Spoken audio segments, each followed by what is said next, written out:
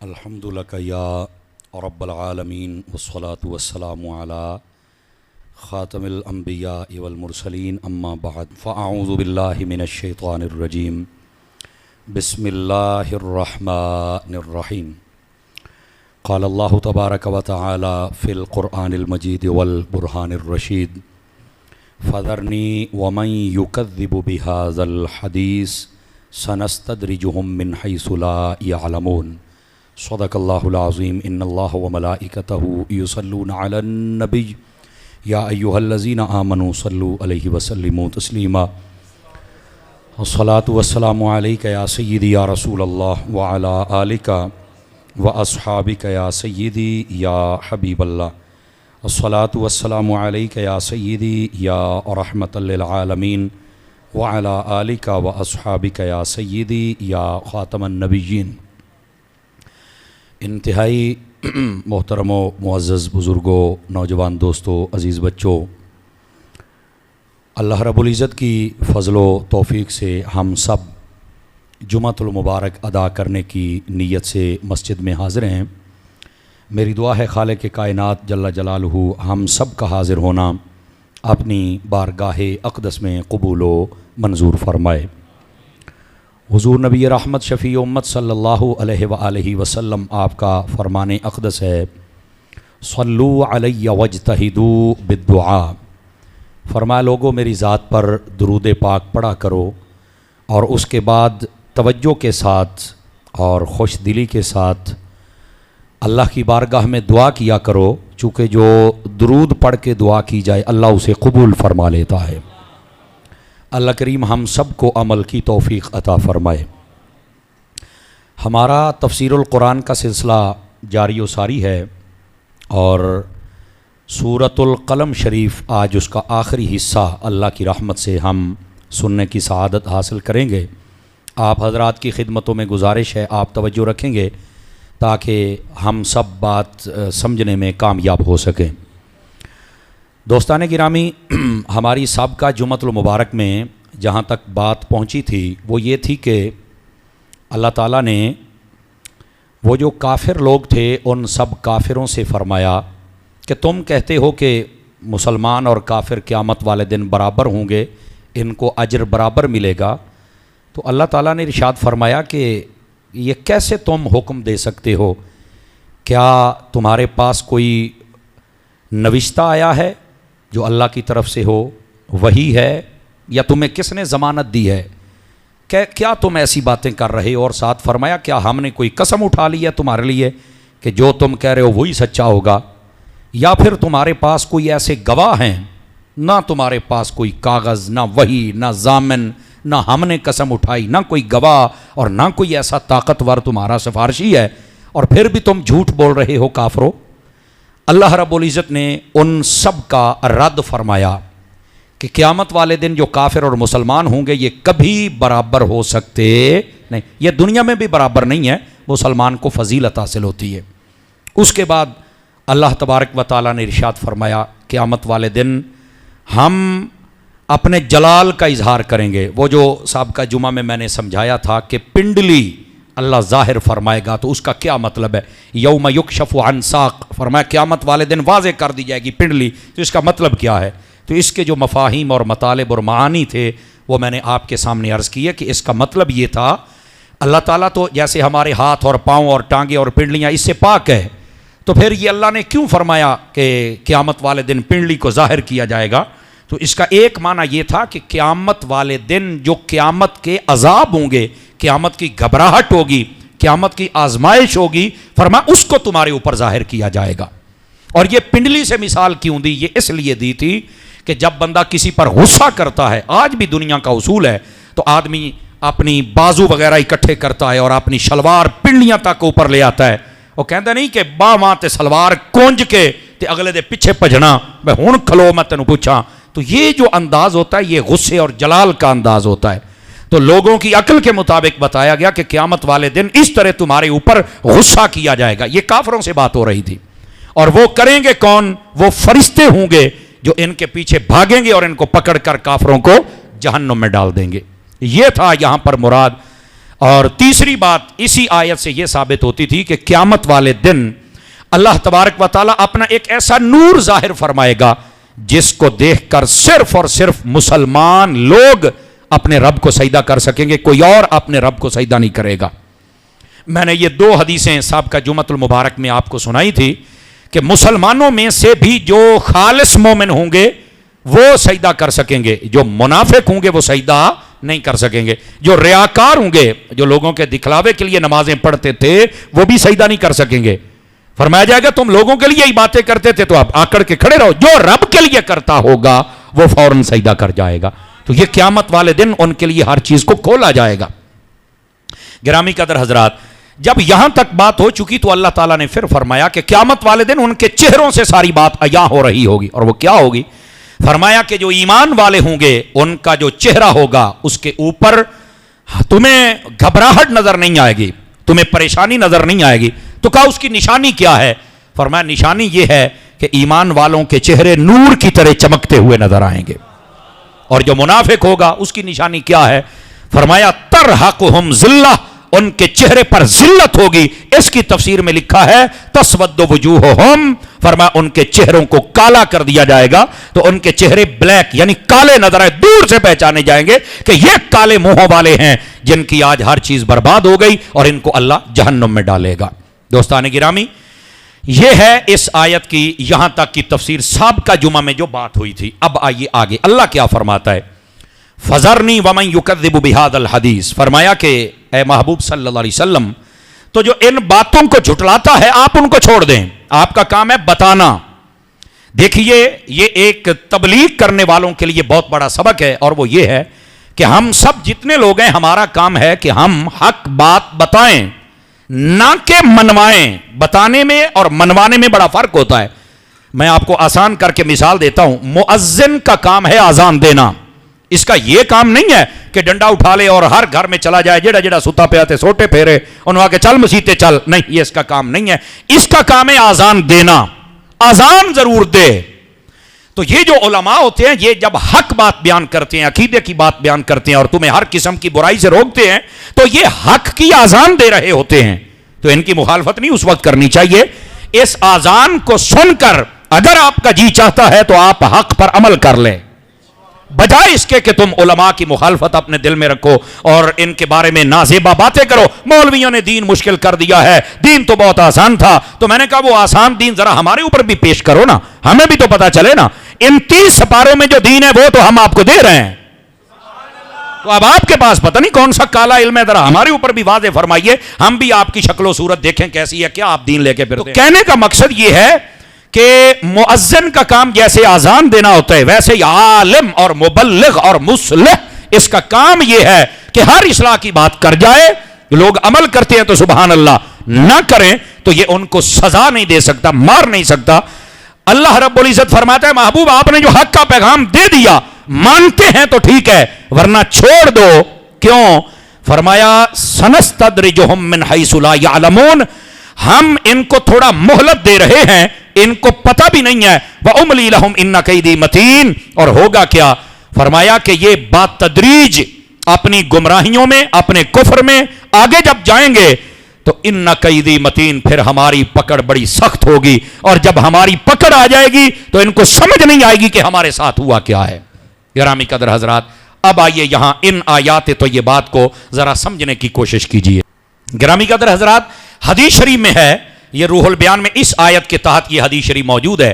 نبی کریم علیہ السلام نے ارشاد فرمایا اگر کسی بندہ کے اوپر اللہ کی بڑی رحمتیں ہوں، اللہ کا بڑا فضل ہو، اللہ کی بڑی مہربانیاں ہوں، عنایات ہوں، اس کو دنیا کی تمام تر فراوانیاں آسان طریقے سے وہ نعمتیں عطا فرمائے رکھے اللہ تعالیٰ، اور وہ بندہ پھر نافرمانیاں کرے اور گناہ کرے اور گناہوں پر مصر ہو، اور اسے جب سمجھایا جائے کہ توبہ کر، وہ نہ کرے اور آکڑ جائے، بس ہے بھی سب کچھ اس کے پاس لیکن پھر بھی وہ گناہوں بھری زندگی گزار رہا ہے، تو فرمایا سمجھ جاؤ کہ اللہ تعالیٰ نے اس کو ان بندوں کی کیٹیگری میں شمار کر دیا ہے کہ جن کو حق قبول کرنے کے لیے اللہ راستہ نہیں دیتا بلکہ وہ اپنی گمراہیوں میں لگے رہتے ہیں، اور حضور فرماتے ہیں سمجھ جاؤ کہ اس کے اوپر بڑی سخت پکڑ آنے والی ہے۔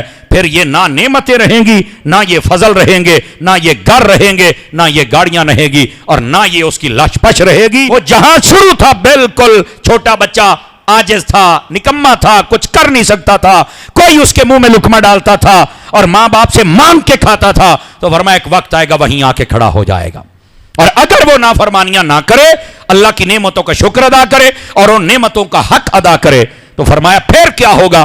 اللہ فرماتا لئن شکرتم لازیدنکم، تم جب میری نعمتوں کا شکر ادا کرو گے تو میں اور عطا فرما دوں گا۔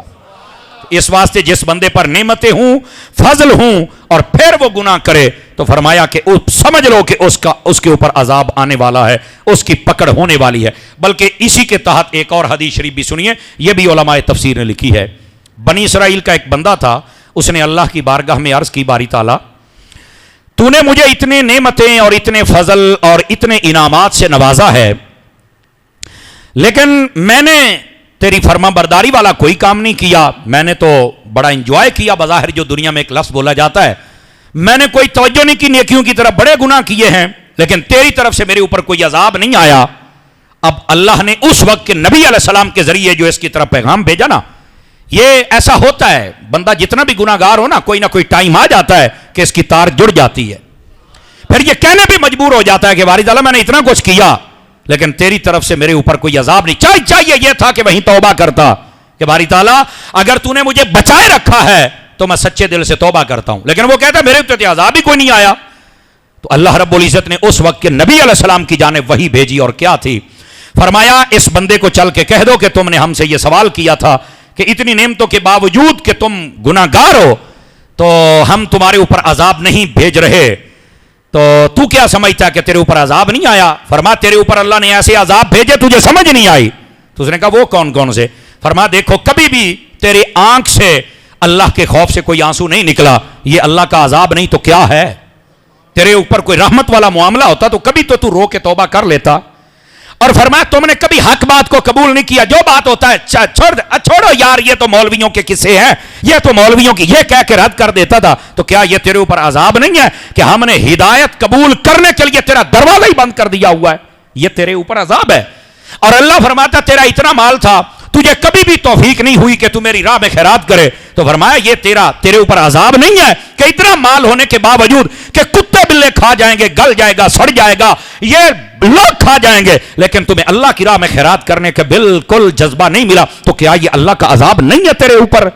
اب اس نے جب یہ باتیں سنی تو رونے لگ پڑا، کہتا ہے اچھا یہ بھی ایک عذاب کی صورت ہے۔ اور بھائی لوگ یہ سمجھتے ہیں کہ شاید عذاب آئے گا تو ہم برباد ہو جائیں گے یا خسف و مسخ ہوگا، یہ نہ عذاب کا یہ بھی مطلب ہے اللہ تعالیٰ توبہ کا دروازہ بند کر دیتا ہے، اللہ تعالیٰ نیکیاں کرنے والا دروازہ بند کر دیتا ہے۔ اسی واسطے کسی درویش نے بڑی کمال کی بات کہی، اس نے کہا جب کوئی نمازیں چھوڑ دیتا ہے نا تو اللہ تعالیٰ اس کا رزق بند نہیں کرتا، اس کا نمازیں چھوڑ دینا ہی اس کے لیے عذاب کافی ہے کہ اللہ نے اسے اپنی بارگاہ میں سجدہ کرنے کے لیے قبول ہی نہیں فرمایا ہے۔ اس واسطے ہم جتنے لوگ بیٹھے ہیں ہم سب کو چاہیے کہ ہم اللہ کی بارگاہ میں توبہ کرتے رہیں اور روزانہ کی بنیاد پہ کرتے رہیں، چونکہ حدیث شریف میں ہے۔ سناؤں آپ کو شعب الایمان سے ایک حدیث، نبی پاک صلی اللہ علیہ وسلم آپ نے ارشاد فرمایا، حضرت ابو سعید خدری رضی اللہ عنہ آپ اس حدیث کے راوی ہیں، فرمایا شیطان کو جب اللہ نے اپنی بارگاہ سے مردود کر کے نکالا تو اس نے یہ کہا تھا اے باری تعالیٰ میں تیرے بندوں کو گمراہ کروں گا، تو اللہ نے فرمایا کب تک؟ تو اس نے کہا جب تک ان کے جسموں میں سانسیں رہے گی میں تب تک ان کو گمراہ کرتا رہوں گا۔ تو اللہ نے سامنے سے پتا کیا جواب دیا تھا؟ اللہ نے فرمایا اگر یہ آخری سانس تک توبہ کرتے رہیں گے تو میں توبہ قبول فرماتا رہوں گا۔ تو اس بات سے اللہ رب العزت نے شیطان کے چیلنج کو اللہ نے یہ نہیں کہا کہ نہ ایسی نہیں بات، فرمایا تو کر جو کرنا ہے، جو میرے بندے ہوں گے، فرمایا اگر آخری سانس کے وقت بھی توبہ کر لیں گے تو میں رب ان کی توبہ قبول کر کے تیری ساری محنت کو ضائع کر کے اپنے رحمت والا معاملہ کر کے اپنے بندے کو جنت عطا فرما دوں گا۔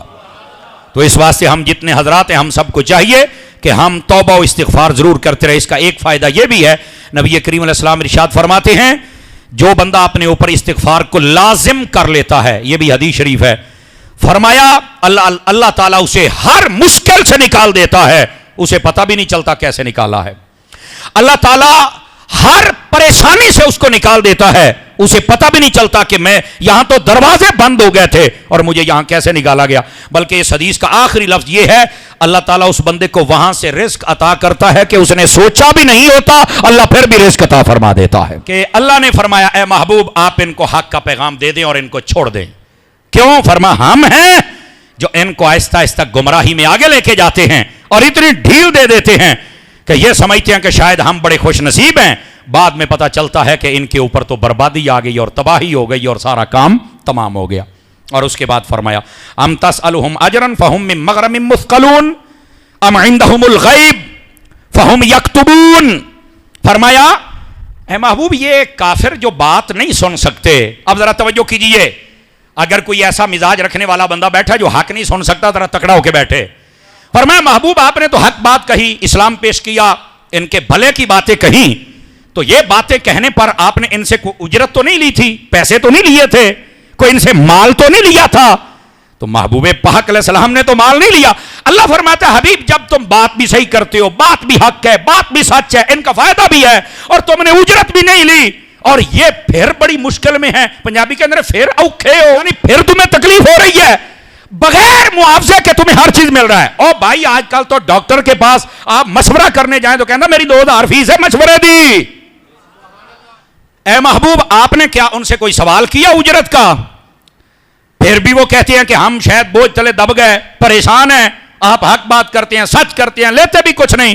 اور اس کے بعد ام عندہم الغیب فہم یکتبون, یا ان کے پاس کوئی غیب کی باتیں آ گئی ہیں کہ جن کو وہ لکھ رہے ہیں, کوئی ایسا ہی آ گیا ان کے پاس معاملہ. اب اتنی بات کرنے کے بعد اللہ نے کیا فرمایا, توجہ میری طرف, فرمایا فاصبر لحکم ربک ولا تکن کصاحب الحوت. اللہ نے اپنے حبیب سے فرمایا اے محبوب پاک صلی اللہ علیہ وسلم آپ صبر فرمائیے, اور اس کا بہترین ترجمہ تفسیری وہ یہ ہے, فرمایا آپ اپنے رب کے حکم کا انتظار فرمائیے. یہ اعلیٰ حضرت صاحب رحمۃ اللہ علیہ نے یہ ترجمہ کیا, یہ تفسیری ترجمہ ہے. ولا تکن کصاحب الحوت, اور فرمایا وہ جو مچھلی والے تھے نا ان کی طرح آپ نے نہیں ہونا. اب اس آیت میں کیا سمجھایا جا رہا ہے, توجہ میری طرف فرمائیے. یہ حضرت یونس علیہ السلام کی بات ہو رہی ہے. حضرت سیدنا یونس علی نبینا علیہ السلام, آپ اللہ کے نبی ہیں. آپ جب اپنی قوم کی طرف آئے نا تو 1,00,000 سے زائد لوگ تھے جن کی طرف آپ نبی بنا کے بھیجے گئے تھے.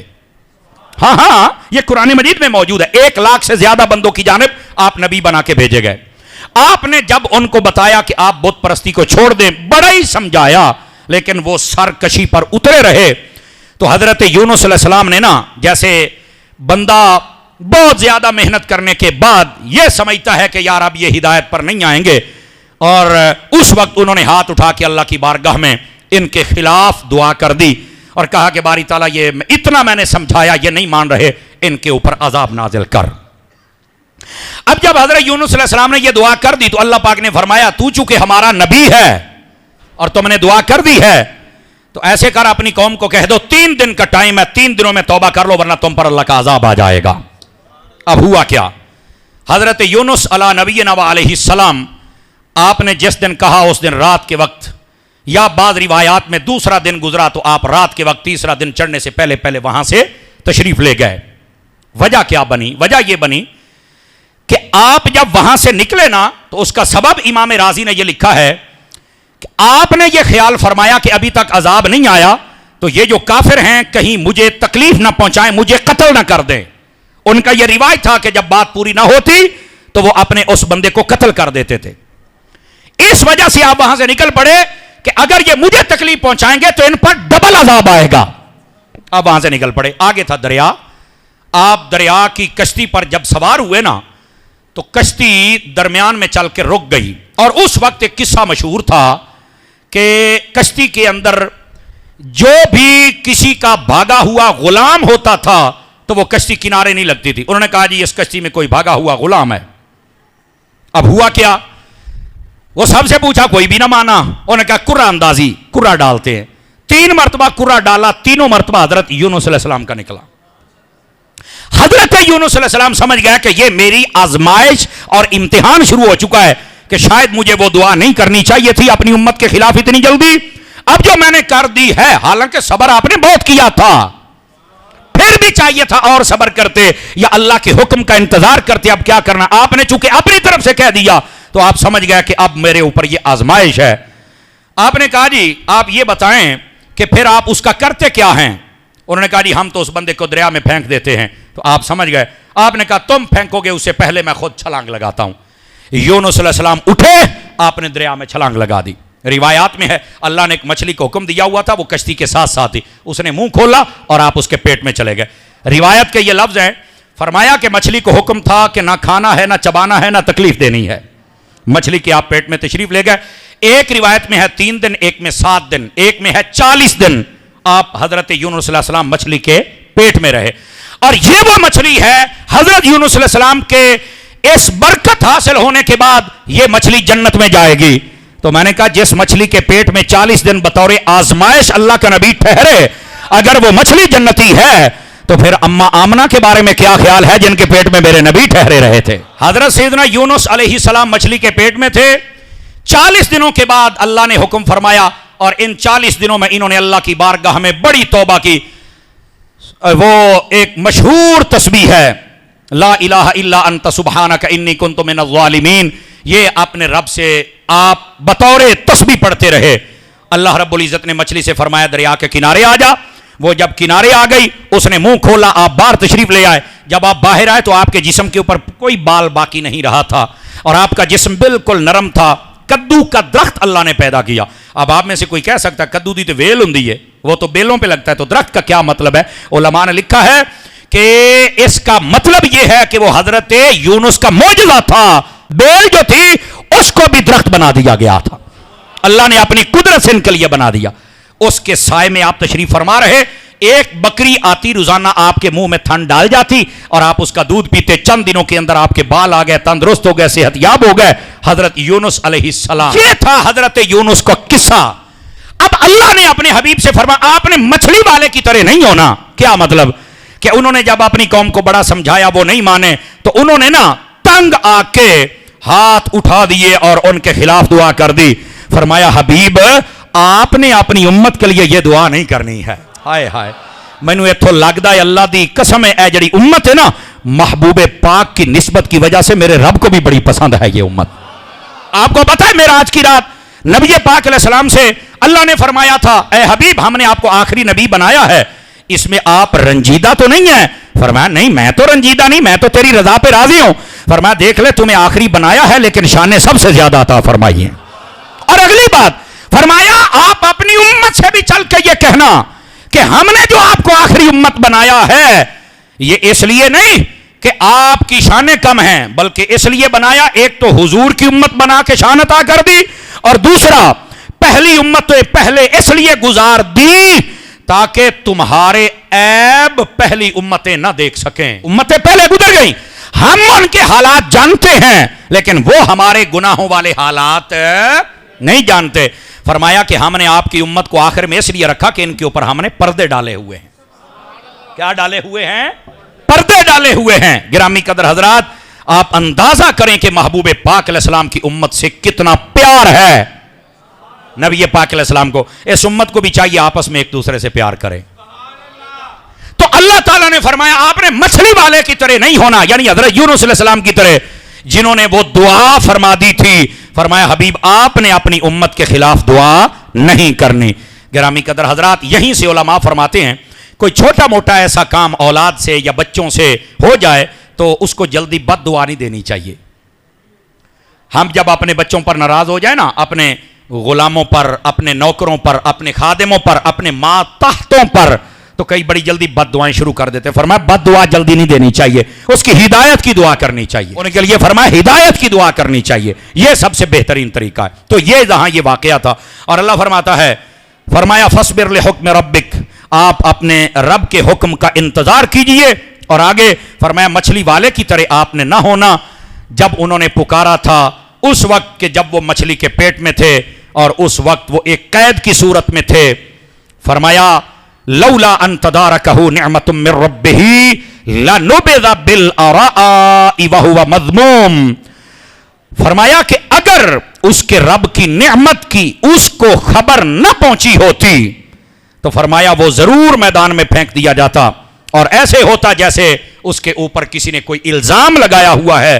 فاجتباہ ربہ فجعلہ من الصالحین, پر رب نے تو انہیں چن لیا تھا اور پھر اپنے بندہ خاص یعنی قریبیوں میں شمار فرما لیا. اب یہ وہ واقعہ تھا جس کو اللہ رب العزت نے ذکر فرمایا. اب آ جائیے اس سورت کا آخری حصہ, اور بڑے کمال کی 2-3 باتیں ہوں گی. فرمایا وَإِن يَكَادُ الَّذِينَ كَفَرُوا لَيُزْلِقُونَكَ بِأَبْصَارِهِمْ لَمَّا سَمِعُوا الذِّكْرَ. فرمایا محبوب یہ جو کافر ہے نا, جب یہ آپ سے قرآن اور ذکر اور ہدایت اور حق اور حقیقت کو سنتے ہیں تو پھر یہ چاہتے ہیں کہ ہم اس نبی کو نظر لگا دیں. اب یہ بات بڑی سننے والی ہے آپ تمامی حضرات کے لیے. نظر لگانے کا کیا مطلب ہے؟ یہاں پر قبیلہ بنو اسد کے لوگوں کا ذکر تفاسیر میں موجود ہے. فرمایا وہ ایسے لوگ تھے کہ ان کی نظر لگنے میں بڑے ہی مشہور تھے, جس پر چاہتے وہ نظر لگا لیتے تھے. بلکہ یہاں تک علماء تفسیر نے لکھا ہے عرب کا کوئی بندہ اس قبیلے کا 3 دن کے لیے بھوکا رہ کر کسی اونٹ کو دیکھتا نا, نظر لگاتا تو وہ اونٹ زمین پر گر جایا کرتا تھا. نظر بد حق ہے, نظر بد لگ جاتی. آقا کریم نے فرمایا العین حق, فرمایا نظر حق ہے, نظر لگ جاتی ہے. بلکہ نبی پاک نے یہاں تک فرمایا جو نظر بد ہے یہ صحت مند اچھے انسان کو قبر میں پہنچا دیتی ہے, اور فرمایا ایک فربا اونٹ, فرمایا اچھا بھلا اونٹ ہوتا ہے, جب اس کو لگ جائے تو اس کو ہنڈیا میں پہنچا دیتی ہے. یہ نظر بد ایسی بری چیز ہے, یہ نبی پاک علیہ السلام نے فرمایا میرے بھائی. بلکہ یہاں تک تفسیر روح البیان میں لکھا ہے کئی بندے ہوتے ہیں جن کی نظر بد بڑی مشہور ہوتی ہے, تو فرمایا کہ ان کو چاہیے اگر کسی کو پتا ہو کہ اس کی نظر لگتی ہے تو اس کو اپنے گھر میں رہنے پر حکم دینا چاہیے کہ اپنے گھر میں رہ, لوگوں کی محفلوں میں, شادیوں میں اور لوگوں کی فصلوں کو نہ دیکھا کر, لوگوں کے مال و دولت اور گاڑیوں کو نہ دیکھا کر. تیری نظر گندی ہے, جب تو دیکھے گا تو ان کا بیڑا غرق ہو جائے گا, بہتر ہے تو گھر رہ. بلکہ روح البیان والے نے یہاں تک لکھا ہے کہ حاکم وقت کو اگر پتا چل جائے کہ اس بندے کی بڑی نظر لگتی ہے تو اس بندے کو چاہیے حاکم وقت کو کہ اس کا وظیفہ مقرر کر دے اور انہوں کے گھروں باہر نہیں نکلنا, گاری رہ, تنخواہ تمہیں ہم دیتے رہیں گے, اس لیے کہ اس کی نظر لگنے سے کسی کا بیڑا غرق نہ ہو جائے. اور یہیں پر میں سادہ بات کہہ لیتا ہوں اللہ کر کے آپ کو سمجھ آ جائے. میں نے کہا اگر کسی کی بری نظر ہو تو اس سے اتنا نقصان ہو سکتا ہے, تو غوث اعظم جیسوں کی اچھی آنکھ سے کئیوں کا بھلا بھی تو ہو جاتا ہے نا. اب یہ بات ہے جو لوگ نہیں سمجھتے, چونکہ صاحب تفسیر روح البیان کہتے ہیں یہ آنکھوں کے اندر ایک قوت ہوتی ہے. یہ قوت ہی تو ہے کہ جو بندے کی طبیعت میں ایک ہلچل پیدا کرتی ہے. آپ کسی کو مسکرا کے دیکھیں گے تو اس کے دل میں محبت پیدا ہو جائے گی, آپ غصے سے دیکھیں گے تو اس کے دل میں نفرت, جلال اور ڈر پیدا ہو جائے گا. آپ اگر نظر بد کی صورت میں دیکھیں گے تو وہ اندر سے ٹوٹ جائے گا. تو یہ جو نظر ہے نا اس میں ایک طاقت ہوتی ہے, وہ طاقت اگر بری اور گندی ہو تو بیڑا غرق ہو جاتا ہے, اور اگر طاقت اچھی ہو تو بیڑا ڈوبا ہوا بھی ہو تو ترا دیا جاتا ہے. تو اس واسطے جو کہتے ہیں بابے تے ہے ہی کوئی نہیں, بزرگ تے ہے ہی کوئی نہیں, ان کی نظروں کا تو کمال ہی کوئی نہیں. اور میں نے کہا جاہل, اگر گندی نظروں والے ہیں جن کے ساتھ اتنا نقصان ہو جاتا ہے تو اچھی نظروں والے بھی تو ہونے چاہیے نا, جن کی نظروں کے ساتھ فائدہ ہو جائے. تو اس واسطے اچھی نظر کا کبھی بھی انکار نہیں کیا جا سکتا. تو یہ تھے وہ کافر جو اس طرح کی اپنی نظریں لگایا کرتے تھے. اکثر شاید کو مفسر ہو جس نے اس آیت کے تحت نہ لکھا ہو, فرمایا وہ جو قبیلہ بنو اسد والے تھے نا جن کی نظر بہت لگتی تھی, وہ جس دن کسی کو نظر لگانا چاہتے تھے نا اونٹ وغیرہ کو, تو وہ اپنی خادمہ لونڈی کو کہتے تھے کہ یہ تھیلا لے لو اور یہ برتن لے لو اور یہاں سے تھوڑے درم اٹھا لو, آج تمہیں گوشت بڑا سستا مل جائے گا. تو وہ کہتی تھی کہاں سے گوشت آئے گا؟ وہ کہتا تھا آج میں جا رہا ہوں فلاں اونٹ کو نظر لگانے کے لیے, دیکھنا وہ گر جائے گا, اب جب وہ ذبح کریں گے بیچنا تو ہے, ہمیں سستا مل جائے گا. وہ ایسا بدبخت ہوتا تھا جب چل کے نظر لگاتا تو اونٹ گر جاتا اور سارے پھر گوشت بھی کھایا کرتے تھے. اس درجے کی ان کی نظریں تھی. یہ ہے نظر بد, اور اس کے بارے میں قرآن مجید میں. اب ادھر آئیے, ادھر میری طرف دیکھیے. کافروں نے نبی پاک علیہ السلام کے خلاف سب کچھ کر لیا, آپ کو ہجرت پر بھی مجبور کیا, شاب ابی طالب میں بھی آپ کو رہنے پر مجبور کیا, نبی پاک صلی اللہ علیہ وسلم کے ساتھ تعلقات بھی ختم کیے, جنگیں بھی کی, مکہ سے ہجرت کر کے مدینہ طیبہ جانے تک کے لیے مجبور, سب وہاں بھی جان نہیں چھوڑی, پیچھے چل کے جنگیں کرتے تھے. پھر بھی ان کے دل کو ٹھنڈ نہیں مل رہی کہ ہم نے اتنا کچھ کیا اس نبی کا ہم کچھ نہیں بگاڑ سکے. آخری حال رہ گیا, کہنے لگے وہ کہاں ہیں ہمارے نظر لگانے والے, اس نبی کو نظر ہی لگا دو تاکہ کسی طرح تو ان کو نقصان پہنچ جائے. میں نے کہا کیسے پہنچے گا یار, تم سب کی نظریں گندی ہیں, مصطفیٰ وہ ہے جس کے بارے میں میرے رب نے فرمایا فَإِنَّكَ بِأَعْيُنِنَا, اے محبوب تو ہر وقت ہماری نظروں میں رہتا ہے. آئے ہائے, یہ قرآن میں ہے, یہ قرآن میں ہے.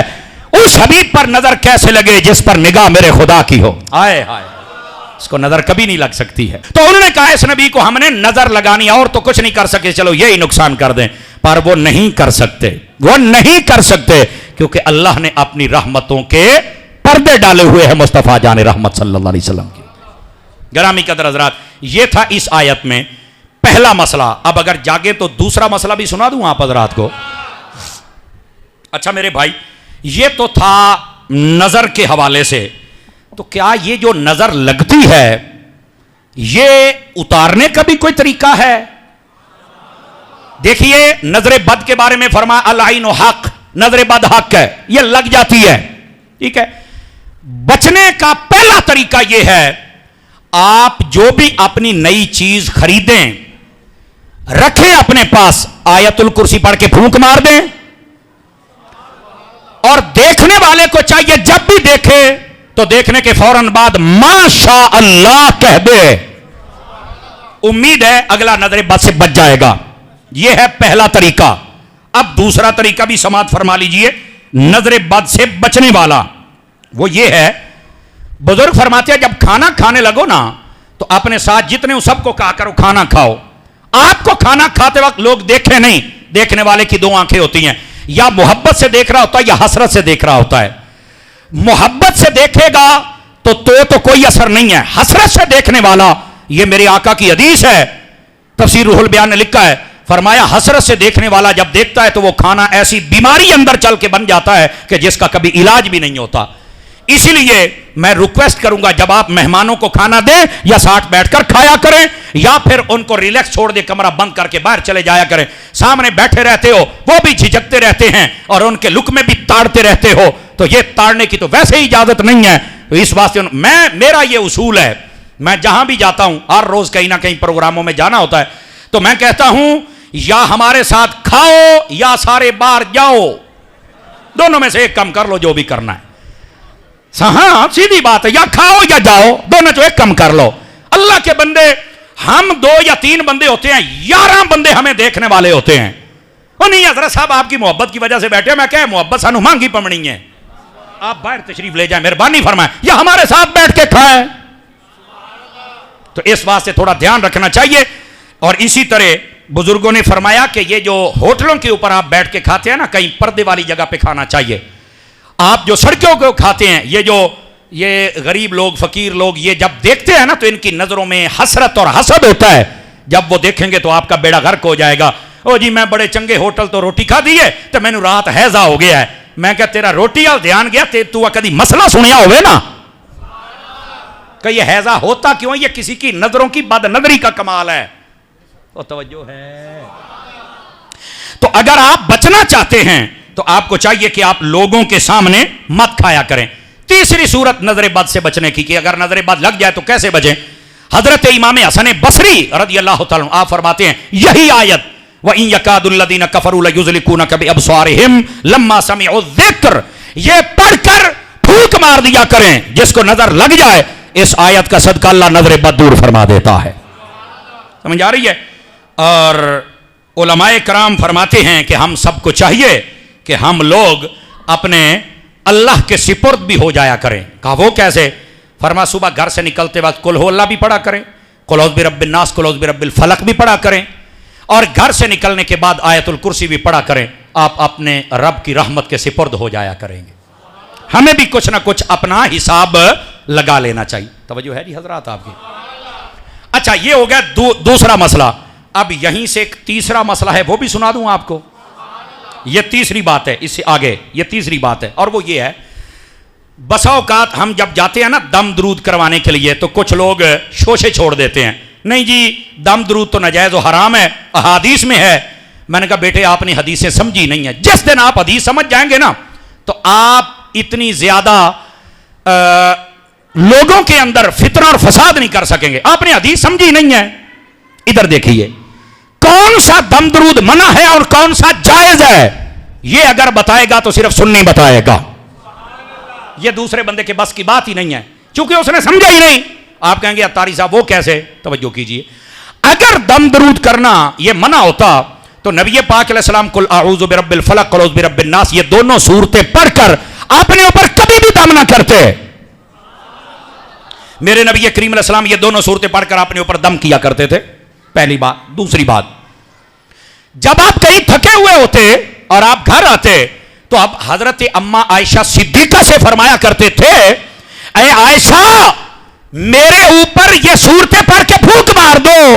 پتہ چلا عورت بھی دم کر سکتی ہے قرآن پڑھ کے, لیکن عورت کو پیر بننے کی اجازت نہیں. آج کل کئی بیبیاں ہوندیاں نے ساڈے وچ بابے آوندے نے, میں کہا تیرا بندہ تے سر نال آوندا نہیں تے بابے کتھوں آ جاندے نے, سانو تے نہیں سمجھ پئی لگدی. یہ ڈرامے بازیاں بند کرو. کسی عورت میں کوئی بابا نہیں آ سکتا. اس کو علماء کی زبان میں حلول کہتے ہیں اور یہ ناجائز ہے عقیدہ رکھنا. بالکل کوئی بابا نہیں آتا. اور ہمارے بابے الحمدللہ بڑے کامل ہیں, وہ اتنے بےہودہ نہیں ہیں کہ بیبیوں کے پاس جائیں. جب ہمارے نبی عورتوں کے پاس نہیں جاتے تھے, صحابی نہیں جاتے تھے, اہل بیت کے احباب نہیں جاتے تھے, الا یہ کہ جہاں جہاں اجازت اور جتنی جتنی اجازت ہوتی وہاں, تو پھر عام پیروں کو عورتوں کے پاس جانے کی, اور یہ جو بابے ہیں ان کو عورتوں کے پاس آنے کی کہاں سے اجازت مل گئی؟ بالکل یہ بات غلط ہے. ہمارے ٹوبہ ٹیک سنگھ میں میرے ایک دوست ہیں, بہت پیارے عالم دین ہے, علامہ پیر محمد شمس الزمان قادری صاحب. وہ بتاتے ہیں کہ ایک مرتبہ ایک عورت نے, اس نے دعویٰ کر دیا کہ میرے اندر بابا ہوندا ہے. بڑی عورتوں کا رش لگ گیا. تو مولانا صاحب نے پوچھا کیا ہوا ان کے گھر میں اتنا رش رہتا ہے؟ انہیں آخیا بابا ہوندا ہے. انہیں کہا کیڑا؟ انہیں آخیا بابا باہو, سلطان باہو. اس نے کہا میں نہیں مانتا. کیوں؟ کہندا میں سلطان باہو دا مرید ہاں اور میرا اے مسجد ایتھے میں امام ہاں, او بابا باہو میری مسجد نہیں آوندا تے میریاں دو گلیاں ٹپ کے انہاں دے گھر وڑ جاندا ہے. میں نہیں مانتا. یا تو بابا کم از کم میرے کو لاوے نا. کمال والی گل ہے. بابے باہو دے عرس میں کراں, ہیں مزار تے حاضریاں میں دیواں, مرید میں ہاں تے بابے ہوری انہاں دے گھر رہندے پے نے. نے کہا نہیں او عالم دین ہے, بہت اچھے ہیں, سٹینڈ لے گئے. انہوں نے جب سٹینڈ لیا اس کے گھر گئے تو سامنے سے ایک عورت ملی, کہندی مولوی صاحب اینو کچھ نہ کہیں, ہاں اے تیرا نقصان ہو جانا. اس نے کہا وہ کیسے؟ کہنے لگی چند دن پہلے ایک عورت نے اس کی مخالفت کی ہے تو اس کا ایک کٹا سمجھتے ہیں نا, بینسا ہے, کٹا مر گیا ہے. مولانا صاحب کہنے لگے میریاں ساریاں مجھاں بھی مر جاننا کہ میں قرآن کا حق والا دامن نہیں چھوڑ سکتا, یہی میرے حسین کی سنت ہے. وہ گھر گئے, ان کو مسئلہ سمجھایا, آخر کار اس ہمارے بھائی مولانا صاحب نے توبہ کروائی, اور توبہ کروانے کے بعد یہ سارا ڈرامہ بند کیا. او بھائی عورت دم کر سکتی ہے اپنے باپ کو, اپنے بیٹے کو, اپنے بھائی کو, اپنے شوہر کو, بس محرم کو قرآن پڑھ کے پھونک مار سکتی ہے, لیکن پیر بار کے گدی نشین بن کے بیٹھ جانا اور ان کے پاس بابوں کا آنا, یہ کوئی تصور نہیں ہے. ہمارا کوئی بابا ایسا نہیں ہے. ہمارے سارے بابے یا بابے باہو جیسے ہیں, یا داتا صاحب جیسے ہیں, بابا فرید جیسے ہیں, یا معین پاک جیسے ہیں.